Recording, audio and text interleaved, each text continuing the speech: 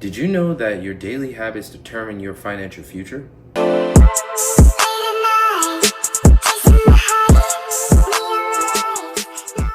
Bible scripture, Proverbs chapter 10, verse 4 says, "Lazy hands make for poverty, but diligent hands brings wealth." If you've been feeling stuck, this version holds the key to turning things around. So let's break it down. Hey family, welcome back to the channel. If you are new here, my name is Pumla, the Lady of Power. My name is Jave, aka Grandmaster Bugsy. And we talk about faith, finance, and practical steps to build better lifestyle.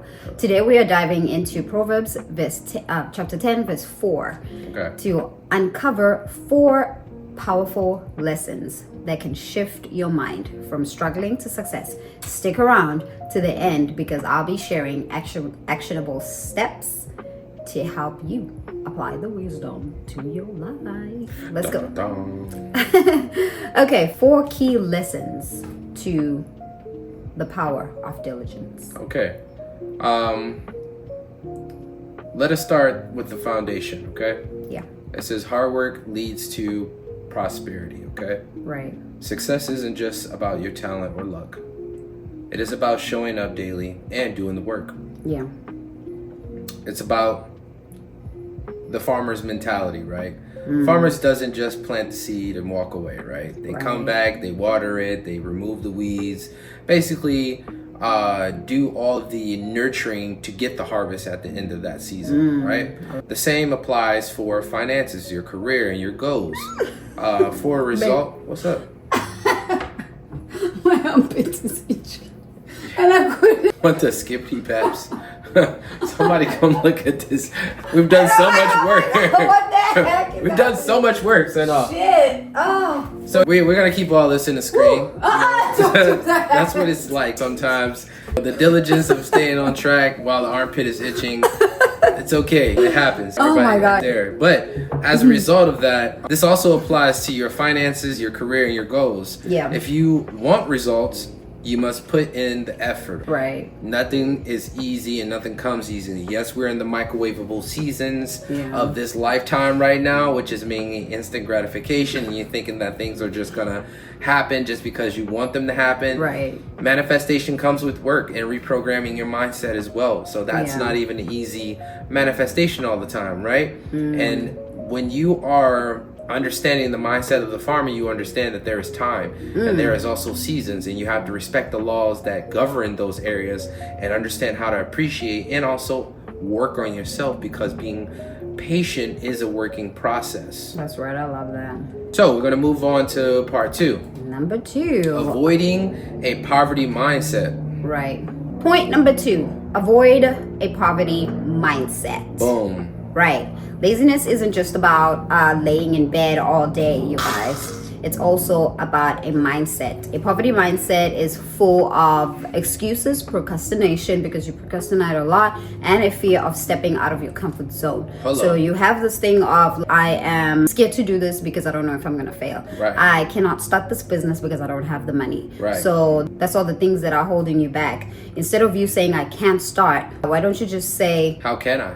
How can I? Yes, thank you. Why don't you just say, how can I, right? These thought keeps you stuck, right?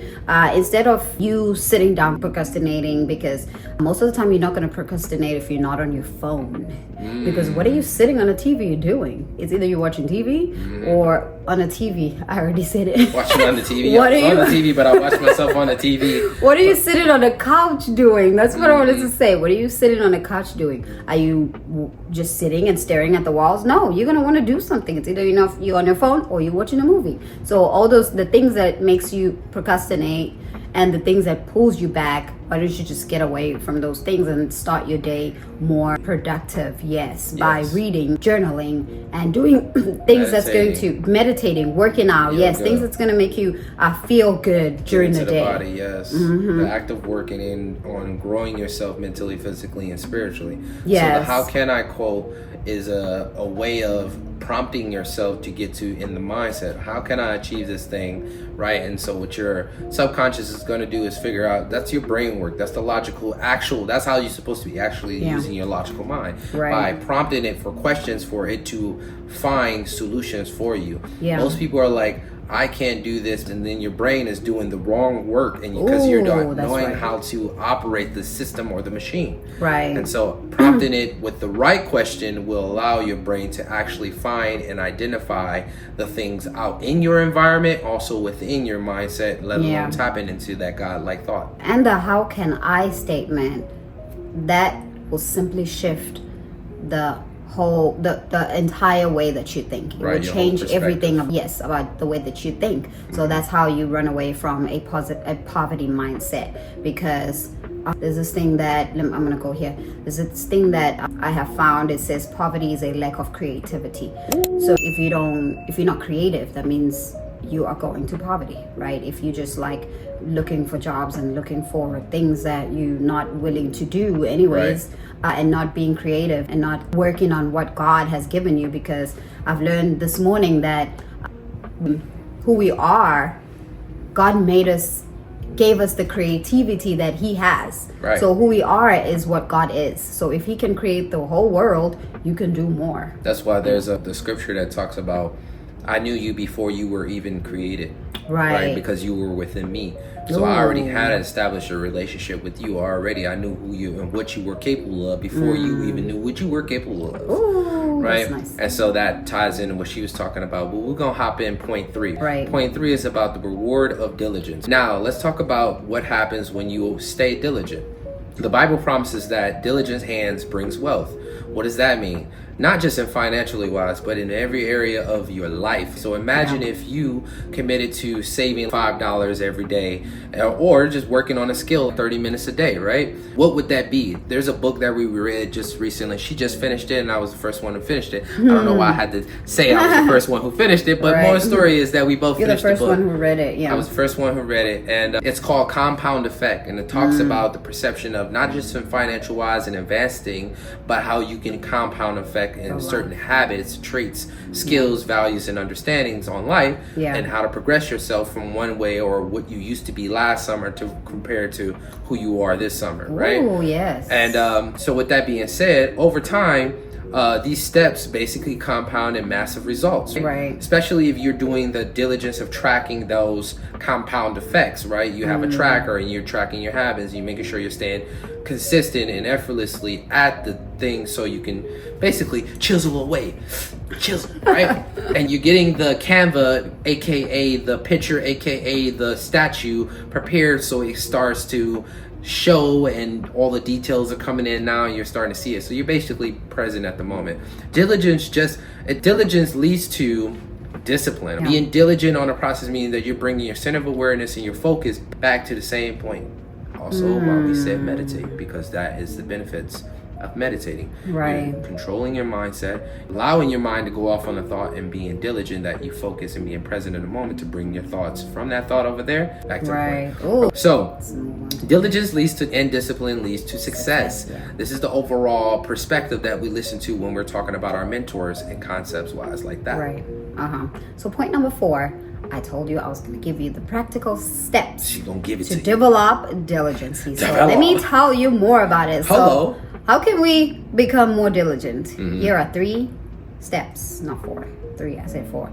Here are 3 simple steps that you can apply into your life to become more diligent. So the first one is set clear goals. All right, know what you are working towards. Write it down. There is a quote that I like. A quote. No. That I like. Leave me alone with my accent. Whoever is gonna understand. Whoever needs this, they're gonna hear it. All right. Because I gotta take this point across, y'all. I need to tell you this. So set a clear goal, meaning basically taking the time and the effort to bring your center of awareness on what you want to envision. So the thing says, if you don't know where you are going, distraction will look like opportunities. So I like that, because most of the time we think that something is coming to your life because it's an opportunity. Why wouldn't I grab this opportunity? But it's literally a distraction. It's trying to distract you from your vision, from your idea, from the dream that you have to fulfill, right? So if you set clear goals and know where you're going, nothing is going to be able to get in your way to distract you.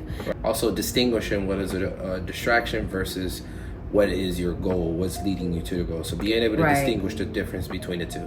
Number 2. That's right. Number 2, create daily habits. Small, consistent action matters more than big one-time efforts as well. Wake up early, plan your day, and stay committed. Every time I wake up in the morning, I read, I journal, I work out, and I do the rest, right? So you fill in your cup first. Come up with an idea of, this is me working on myself because I want to go out to the world and give them the real me. Not the moody me, not the, this is just me, I'm just moody in the morning. That's not true. It's because you're not doing the work. Stay accountable. Get a mentor, a friend, or even an accountability partner to keep you on track. I have a group of mine with my ladies. We work out every day. I like it because it keeps me accountable. I cannot sleep anymore and say, anyways, I work up by myself. So I know that there's people waiting for me that I need to show up for. Right? So I show up. Remember, a sense of responsibility. Yes. So remember, diligence isn't about working hard once. It's about staying consistent. And so also, too, that's integrity wrapped into that, too, because you already have an identity of yourself.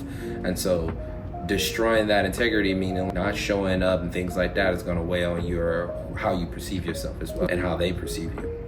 Go ahead. So with all that being said, what's one thing that you do today, or what's one thing that you can do today or tomorrow? It's only today. There's no not tomorrow. Right? It's only now. What's one thing you could do today that will bring you more closer to diligent or a diligent mindset? Drop it in the comments. Let us know. We look below. All right. If you love what you heard today and you feel like we blessed you with this message, don't forget to subscribe and share this video with someone you think that they would need it. They need to hear it. They need to hear this. Your diligence today determines your success tomorrow. So let's put in the work. See you on the next video. Oh yeah. Stay locked in. God vibes only. And gostosa e joga